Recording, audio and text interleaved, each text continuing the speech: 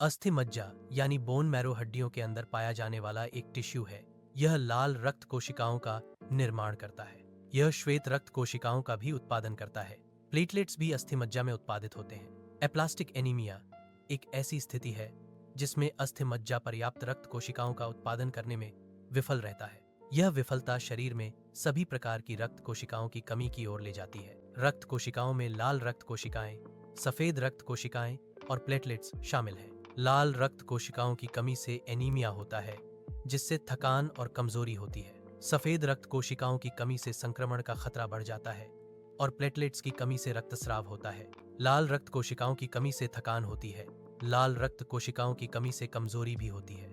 ऐसा इसलिए होता है क्योंकि शरीर के ऊतकों तक पर्याप्त ऑक्सीजन नहीं पहुंच पाती है। ऑक्सीजन की कमी से ऊर्जा उत्पादन कम हो जाता है। ऊर्जा की कमी से थकान और कमजोरी महसूस होती है। श्वेत रक्त कोशिकाओं की कमी शरीर की संक्रमणों से लड़ने की क्षमता को कम कर देती है। यह कमी बार बार संक्रमण का कारण बनती है। संक्रमणों से लड़ने में असमर्थता स्वास्थ्य के लिए गंभीर खतरा पैदा करती है। इसलिए श्वेत रक्त कोशिकाओं की कमी से शरीर कमजोर हो जाता है। प्लेटलेट्स की कमी से आसानी से खून बहने की समस्या हो सकती है। मसूड़ों से खून आना प्लेटलेट्स की कमी का एक सामान्य लक्षण है। नाक से खून बहना भी प्लेटलेट्स की कमी के कारण हो सकता है। त्वचा पर लाल धब्बे प्लेटलेट्स की कमी का संकेत हो सकते हैं। ये सभी लक्षण प्लेटलेट्स की कमी के कारण शरीर में होने वाले रक्तस्राव के संकेत हैं। ऑटोइम्यून प्रतिक्रिया में प्रतिरक्षा प्रणाली गलती से शरीर की अपनी कोशिकाओं पर हमला करती है। इस प्रक्रिया में अस्थि मज्जा की स्टेम कोशिकाएं प्रतिरक्षा प्रणाली के निशाने पर आ जाती हैं। ये स्टेम कोशिकाएं रक्त कोशिकाओं के उत्पादन के लिए महत्वपूर्ण होती हैं। हमले के परिणामस्वरूप रक्त कोशिका उत्पादन में कमी आती है। कुछ वायरस अस्थि मज्जा को नुकसान पहुंचा सकते हैं। अस्थि मज्जा को नुकसान अप्लास्टिक एनीमिया का कारण बन सकता है। हेपेटाइटिस एक ऐसा वायरस है जो अस्थि मज्जा को नुकसान पहुंचा सकता है। एप्स्टाइन बार एक वायरस है जो अस्थि मज्जा को नुकसान पहुंचा सकता है।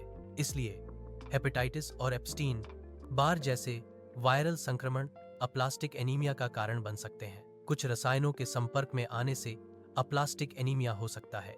कीटनाशक ऐसे हानिकारक रसायनों के उदाहरण हैं। बेंजीन भी एक ऐसा रसायन है जो अप्लास्टिक एनीमिया का कारण बन सकता है। ये रसायन अस्थि मज्जा को नुकसान पहुंचा सकते हैं, इसलिए इन रसायनों के संपर्क से बचना महत्वपूर्ण है। कुछ दवाएं अप्लास्टिक एनीमिया का कारण बन सकती हैं।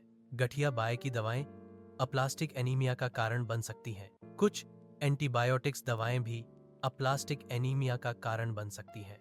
इसलिए दवाओं का सेवन करते समय सावधानी बरतनी चाहिए। कैंसर के इलाज के दौरान रेडिएशन और कीमोथेरेपी बोन मैरो को नुकसान पहुंचा सकते हैं। अप्लास्टिक एनीमिया एक ऐसी स्थिति है जिसमें शरीर पर्याप्त नई रक्त कोशिकाएं नहीं बनाता है। यह स्थिति थकान, संक्रमण और अनियंत्रित रक्तस्राव का कारण बन सकती है। विकिरण और कीमोथेरेपी के कारण होने वाली अस्थि मज्जा क्षति अस्थायी या स्थायी हो सकती है। अप्लास्टिक एनीमिया के उपचार में ब्लड ट्रांसफ्यूजन, दवाएं या बोन मैरो ट्रांसप्लांट शामिल हो सकते हैं। गर्भावस्था के दौरान शरीर में कई परिवर्तन होते हैं। इन परिवर्तनों में इम्यून सिस्टम में बदलाव शामिल है। कभी कभी प्रतिरक्षा प्रणाली अस्थि मज्जा पर हमला कर सकती है। यह हमला अप्लास्टिक एनीमिया का कारण बन सकता है। एप्लास्टिक एनीमिया के कुछ दुर्लभ मामलों में आनुवंशिक कारक भूमिका निभा सकते हैं। यह स्थिति वंशानुगत हो सकती है, जिसका अर्थ है कि यह माता पिता से बच्चों में जा सकती है। आनुवंशिक कारकों के कारण होने वाले एप्लास्टिक एनीमिया के मामले अपेक्षाकृत कम होते हैं।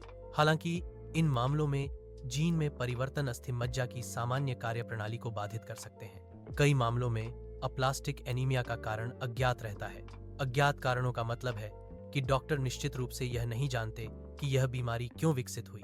हालांकि अज्ञात कारणों के बावजूद उपचार के विकल्प अभी भी उपलब्ध हैं। लाल रक्त कोशिकाओं की कमी से थकान और कमजोरी हो सकती है। लाल रक्त कोशिकाएं शरीर के चारों ओर ऑक्सीजन ले जाने के लिए जिम्मेदार होती हैं। ऑक्सीजन की कमी से मांसपेशियों और अंगों को ठीक से काम करने में कठिनाई होती है। इसलिए एप्लास्टिक एनीमिया वाले व्यक्ति अक्सर लगातार थकान और ऊर्जा की कमी का अनुभव करते हैं। अप्लास्टिक एनीमिया एक ऐसी स्थिति है जिसमें शरीर पर्याप्त रक्त कोशिकाएं नहीं बनाता है। यह अस्थि मज्जा की क्षति के कारण होता है, जो रक्त कोशिकाओं का उत्पादन करता है। श्वेत रक्त कोशिकाएं संक्रमण से लड़ने के लिए महत्वपूर्ण हैं। अप्लास्टिक एनीमिया में श्वेत रक्त कोशिकाओं की कमी से बार बार संक्रमण हो सकता है। यह अप्लास्टिक एनीमिया का एक सामान्य लक्षण है। एप्लास्टिक एनीमिया से पीड़ित व्यक्ति में प्लेटलेट्स की कमी हो जाती है। प्लेटलेट्स की कमी के कारण खून बहना आसान हो जाता है। आसान रक्तस्राव एप्लास्टिक एनीमिया का एक लक्षण है। प्लेटलेट्स रक्त के थक्के जमने में मदद करते हैं। प्लेटलेट्स की कमी से शरीर में चोट लगने की संभावना बढ़ जाती है। एप्लास्टिक एनीमिया में प्लेटलेट्स का स्तर कम हो जाता है। अस्थि मज्जा प्रत्यारोपण में एक स्वस्थ डोनर से स्टेम कोशिकाएं ली जाती हैं। इन स्टेम कोशिकाओं को फिर रोगी में प्रत्यारोपित किया जाता है।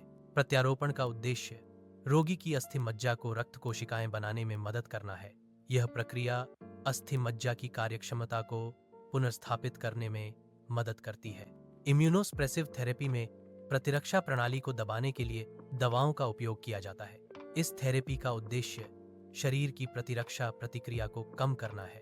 एंटीथाइमोसाइट ग्लोब्यूलिन एटीजी एक प्रकार की दवा है जिसका उपयोग इस थेरेपी में किया जाता है। साइक्लोस्पोरिन भी एक दवा है जिसका उपयोग प्रतिरक्षा प्रणाली को दबाने के लिए किया जाता है। ये दवाएं प्रतिरक्षा प्रणाली की गतिविधि को कम करके काम करती हैं। रक्त आधान एक चिकित्सा प्रक्रिया है जिसमें एक व्यक्ति के रक्त में रक्त चढ़ाया जाता है। यह प्रक्रिया आमतौर पर लाल रक्त कोशिकाओं या प्लेटलेट्स की कमी को पूरा करने के लिए की जाती है। लाल रक्त कोशिकाएं शरीर में ऑक्सीजन ले जाने के लिए महत्वपूर्ण हैं। प्लेटलेट्स रक्त के थक्के जमने में मदद करते हैं। ब्लड ट्रांसफ्यूजन से इन घटकों को बढ़ाकर रोगी के स्वास्थ्य में सुधार किया जा सकता है। स्टेम कोशिकाओं को उत्तेजित करने वाली दवाएं अस्थि मज्जा को रक्त कोशिकाएं बनाने में मदद कर सकती हैं। ये दवाएं अस्थि मज्जा के भीतर स्टेम कोशिकाओं के उत्पादन को बढ़ावा देती हैं। स्टेम कोशिकाओं को उत्तेजित करके वे रक्त कोशिकाओं के निर्माण में सहायता करती हैं। यह प्रक्रिया शरीर में रक्त कोशिकाओं की संख्या को बढ़ाने में मदद करती है। यह उन लोगों के लिए फायदेमंद हो सकता है जिन्हें रक्त कोशिकाओं की कमी है। संक्रमण से बचाव के लिए सहायक देखभाल में एंटीबायोटिक्स शामिल हैं। यह देखभाल अन्य दवाओं का भी उपयोग करती है। एंटीबायोटिक्स बैक्टीरिया के संक्रमण को रोकने में मदद करते हैं। अन्य दवाएं वायरल या फंगल संक्रमण से लड़ने में मदद कर सकती हैं। यह दृष्टिकोण संक्रमण के जोखिम को कम करता है। यह रोगियों के स्वास्थ्य को बेहतर बनाने में मदद करता है। पोषण पर ध्यान देने के लिए सहायक देखभाल में स्वस्थ आहार खाना शामिल है। पर्याप्त तरल पदार्थ पीना भी पोषण पर ध्यान देने के लिए सहायक देखभाल का हिस्सा है। यह सुनिश्चित करना महत्वपूर्ण है कि शरीर को आवश्यक पोषक तत्व मिले। सही पोषण स्वास्थ्य और कल्याण को बढ़ावा देता है। अस्थि मज्जा प्रत्यारोपण अप्लास्टिक एनीमिया के लिए सबसे अच्छा उपचार माना जाता है। यह विशेष रूप से युवा रोगियों के लिए फायदेमंद है। यह उपचार रोगियों के जीवन की गुणवत्ता में सुधार कर सकता है। अस्थि मज्जा प्रत्यारोपण रोगियों के लिए एक आशाजनक विकल्प है। इम्यूनोसप्रेसिव थेरेपी प्रतिरक्षा प्रणाली को दबाने में मदद करती है। यह अस्थि मज्जा को ठीक होने में मदद कर सकती है। यह थेरेपी शरीर की प्रतिरक्षा प्रतिक्रिया को कम करती है। इसका उपयोग अस्थि मज्जा प्रत्यारोपण में किया जा सकता है। रक्त आधान लाल रक्त कोशिकाओं की कमी को पूरा करता है। यह प्लेटलेट्स की कमी को भी पूरा करता है। एप्लास्टिक एनीमिया के लक्षणों को कम किया जा सकता है। रक्त आधान से अप्लास्टिक एनीमिया के लक्षणों में सुधार होता है।